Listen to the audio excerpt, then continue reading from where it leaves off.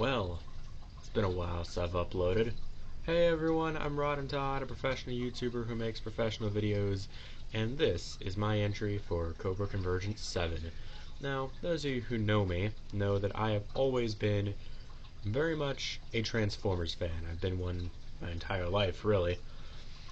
And it is always that which I will love. However, G.I. Joe is a subject that holds a special place in my heart. My dad passed down his original 12-inch G.I. Joe with the flocked hair to me when I was a kid, and in high school I kind of tried to start collecting the vintage line. I didn't get very far because it's kind of expensive, and yeah, but as a result, G.I. Joe kind of became a thing that I was into for a brief period. Last year for Cobra Convergence 6, all I really had were these little Jada micro figures. And hey look, they made a Transformers one too. Boom. But anyway, recently I decided to finally get into the G.I. Joe Classified series of 6-inch action figures. And despite having kind of just recently got into it only a few months ago, I was very rapidly able to put together a pretty large collection of them. In fact, there's the Joes right back there on the top of the bookcase there. I got a separate shelf for the Joes, and well, you know, it is Cobra Convergence, so I figured I'm probably not really going to get the time to do individual reviews because it's kind of difficult for me to review an action figure that only has one mode. So I figured for Cobra Convergence 7 what we would do is do the top 10 G.I. Joe classified Cobra figures. And keep in mind, I don't own every figure in the line. There are some that I don't have because Serpentor is expensive.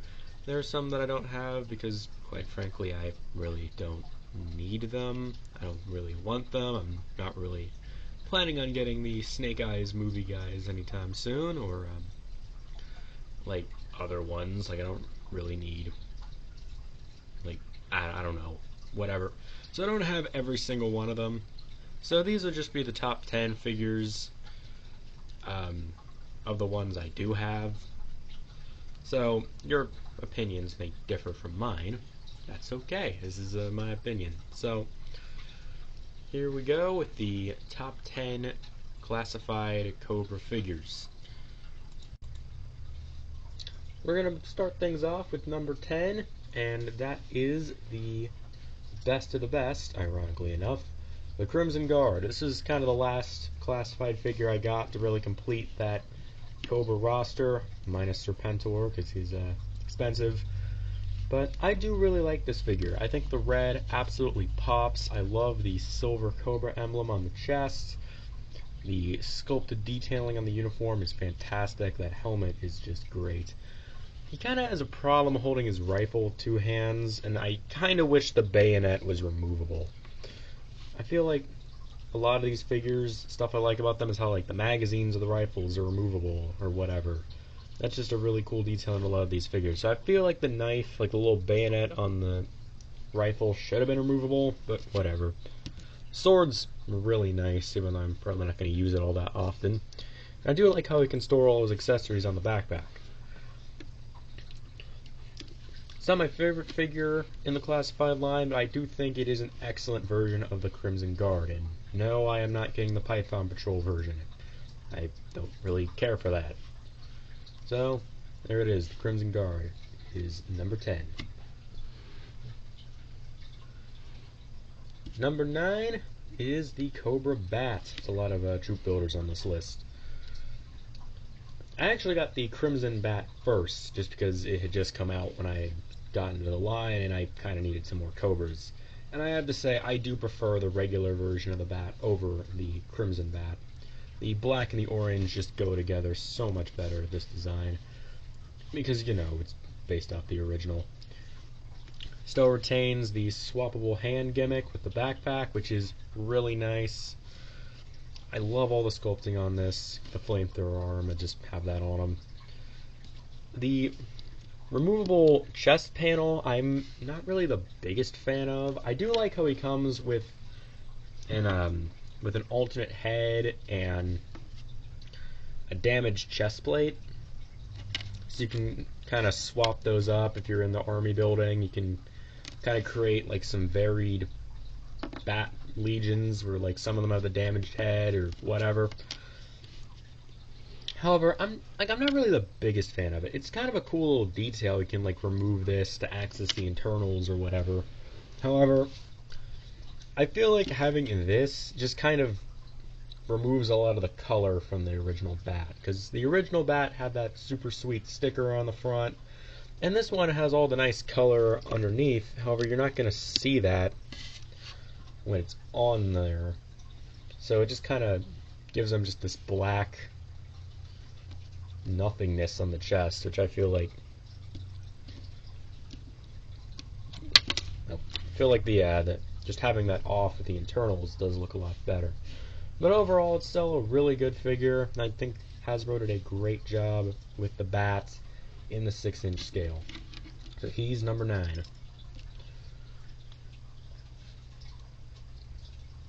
Number 10, or not number, number 8 is the Cobra Officer. This one is effectively the same as the Cobra Trooper, Cobra Infantry. They're both figures. I don't have the Cobra Trooper. I do have Cobra Infantry. He's decent. However, I feel like Cobra Officer is so much better. I love the accessories on this. I love how it has like this little whatever this gun is with the magazine, and then he has like the rifle on the back, and there's the magazine here, and the little flashlight that goes on the top. That's more based off the vintage accessory. That's really nice. And another pistol right here. Doesn't want to stand his figure stand very well. Has the knife. Helmet's removable. I really like the sculpted detailing on the head. It looks so much better than the Cobra Infantry figure. And overall, he also he doesn't have the vest on the regular Cobra Infantry that limits the articulation. And overall, I think it's just kind of the best version of that Cobra Trooper design, really. It's definitely not my favorite figure in the line, for sure, but I think he's worthy of spot number 8. Still going strong with the troop builders. Number 7 is the Viper Officer from the Viper Troop Builder pack. I got the Troop Builder pack over the standard Viper because it was actually like 20 bucks off on Amazon, which is a super sweet deal. I don't think they're doing that anymore. Great. But as someone who's not into army building, being able to get a 3-pack where you get an officer and 2 identical troopers for a pretty sweet discount, that was a pretty good deal. So yeah, but the Viper Officer from that set will be kind of representing this. I really like the Viper figure.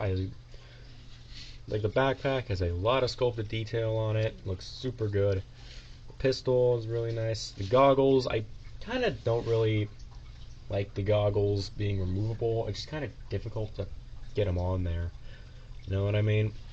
And then there's a ton of generic accessories with the Viper 3-pack. I gave the 2 base Vipers these 2 rifles, which are the same accessory, and then the Viper Officer I gave the sniper rifle, because I feel like he's kind of like the specialist of the group. The blast effects in the set are fantastic. Of course, I got the little smoke piece coming out of there just because it looks really cool. But the reason I chose the Viper Officer for this spot on the list is just because I love the colors. The gray and the red coupled with the gold visor and like the black. It just looks so good. I think this is a fantastic color scheme, and it works so well, and it does a really great job of distinguishing him from the regular Vipers. So he will be taking spot number 7. Finally getting into an individual character here with number 6, and that is Zartan. This is the first release of Zartan, not Master of Disguise Zartan or Retro Carded Zartan. I just need the one Zartan. But this is a fantastic update of that vintage original. The pistol, I think, is really good looking. The knife, I know some people complain about how it kind of messes with its articulation. I like the knife. It's certainly unique compared to a lot of other, if I can get it out, that'd be Great. This don't want to work. There we go. Compared to like a lot of the other knives in this line, I feel like Zartan's just has a lot more personality. Like, it's serrated, it has kind of a curved hilt. It's not just a generic little stick with some silver paint on it. You know what I mean? The little monkey paw and cobra head on the belt, I could honestly do without. I guess it's kind of a neat little thing because he's like a swamp dweller, but eh. And then the mask, that's just fantastic. It doesn't really stand all that well, but you know, I'm glad they included it, for sure. Fits in the backpack very well, and it's just a fantastic update of that original feature. And really, yeah, I think it's just a really great update of that original Zartan toy. If it had the color changing skin, that would just make this perfect. Then it doesn't have that, and I mean, hey, I probably wouldn't have really used that all that often, even if he did have it. So there you go, Zartan. Really great figure, takes spot number 6. Okay, spot number 5, I'm going to be kind of fudging it a little bit, because there are two figures that occupy one spot on the list, but I mean, you can kind of understand why. It's Tomax and Xamot. I don't understand why they decided to sell these two individually instead of as a 2-pack. But I mean, hey, you know, I'm glad we got Tomax and Xamot. These are fantastic. They're effectively just straight upscales of those original designs. Have the same accessories. I like how they kind of mirror, like, the knife sheaths are on different sides of the figure. Of course, the submachine guns. Which one are you? It's Xamot. If I can get Xamot to stay up, that'd be great. These figure stands are fantastic, but they don't do the job all the time. But yeah, so the submachine guns are really cool, and yeah, I just really like the detail. Like, it's really just because compared to a lot of the other figures in this line, they're super simplistic. Like, they don't have all that much detail on them, and that's just something I kind of appreciate. It kind of helps them stand out. Know what I mean? I don't know. I kind of wish that one of them came with that, like, trapeze grappling hook accessory the original vintage figures came with. Like, if Tomax came with it, then you could just use it for either figure or something. I feel like that would have been cool, but you're not really missing much without it. I think these two work better together, so they both get the same spot on this list, because they are literally the same figure, just with mirrored detailing. So Tomax and Xamot, they are the halfway point here. Alright, number 4 is Destro. This is the vintage retro card Destro, not the first release. I don't have that one, because I really just need the one Destro.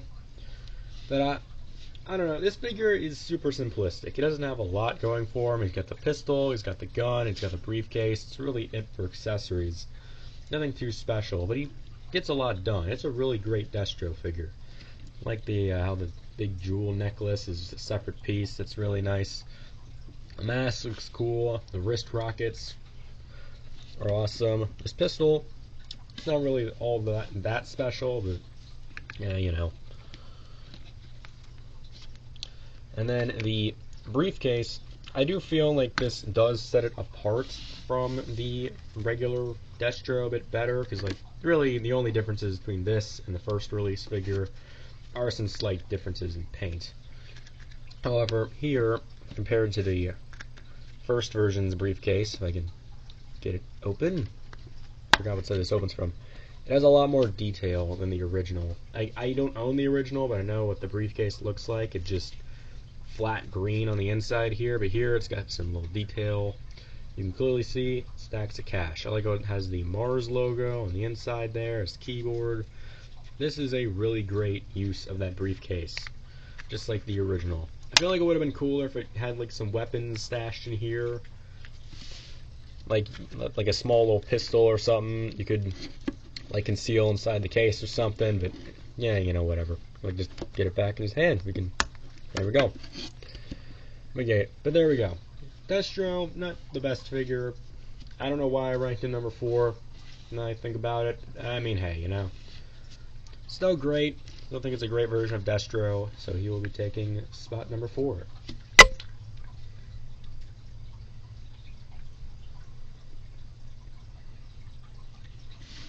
Taking the bronze medal today, we have Dr. Mindbender. I said that Serpentor was really expensive, and this one's really expensive too, but don't question it. You could stay in your figure stand. These are third-party figure stands, by the way. These figures do not come with them.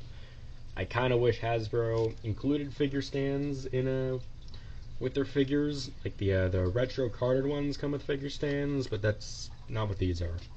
I got them off of. I got some off of eBay, and then went through all of them, and then got some more off of Amazon. So I may or may not include a link to that in the description of this video. Probably not, because I don't really care. It's really not that hard to track down. But Dr. Mindbender. It certainly is a premium figure, for sure. Comes with a lot of accessories, like all the equipment and stuff. Like, got this awesome little zombie hand. Got this brain, and then it comes with this skull, and you can put the brain in there, and has this little skull cap goes on there, which doesn't stay on all too well, and you can't switch this out for a regular classified figure's head, which is just a right shame. Comes with an extra one of these. I guess is this I think this one's based off the vintage one, and this one's more something different. I don't know. It's kind of interesting how he can connect his little prod weapon onto his back through this little canister, as opposed to the vintage original that just has this thing he drags around with him. I kind of prefer that. At the same time, though, it juts out awkwardly from his back, so it's not the best. The soft goods cape, so good. I know Snake Supreme Cobra Commander has that too, but I mean, I would have really liked it if he had the big silver Cobra logo on the back like the original. But there's probably some real world reason why they couldn't do that, like it costs a lot to print the pattern on there or something. I don't know. But great detailing. This little syringe gun, that's kind of cool. The monocle is removable, although I don't know why you'd want to do that, and you probably shouldn't. It's really tiny and could be very easily lost. But yeah, Dr. Mindbender is a great figure. Looks great, awesome accessories, even though you can't really do much with them. Worth $160? You might want to ask me that.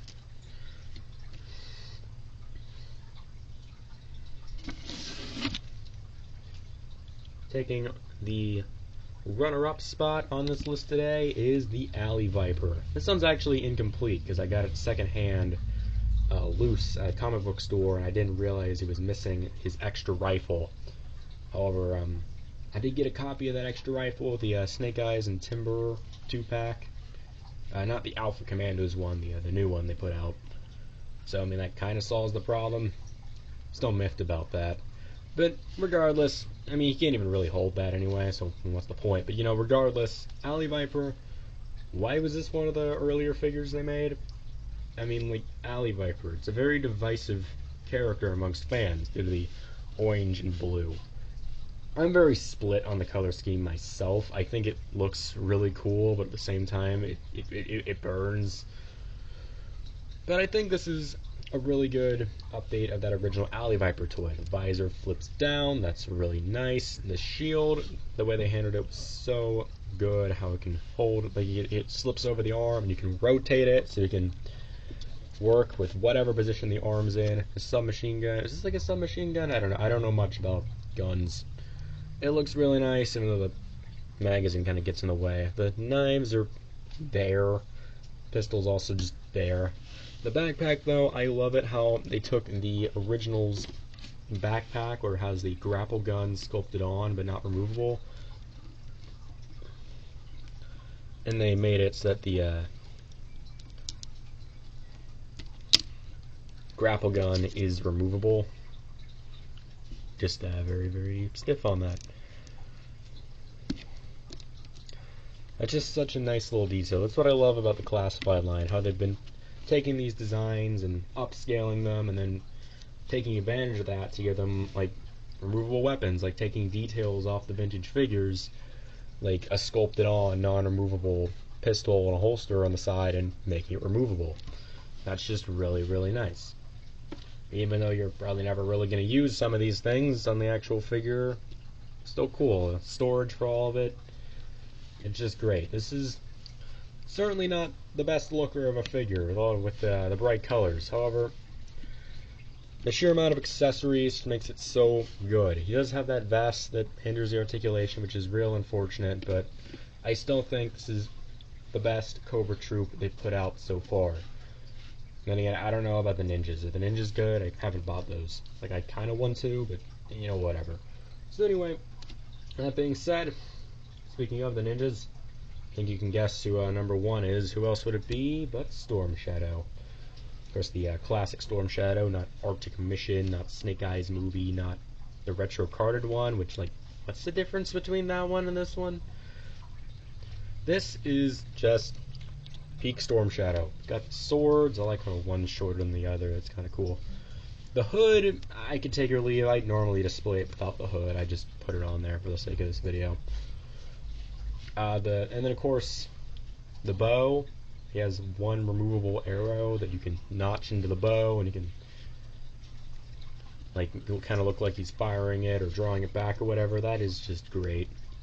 And overall, yeah, you want a 6-inch Storm Shadow. I think they did the best they possibly could. So, Storm Shadow will be taking my top spot on this list, the best classified Cobra figure.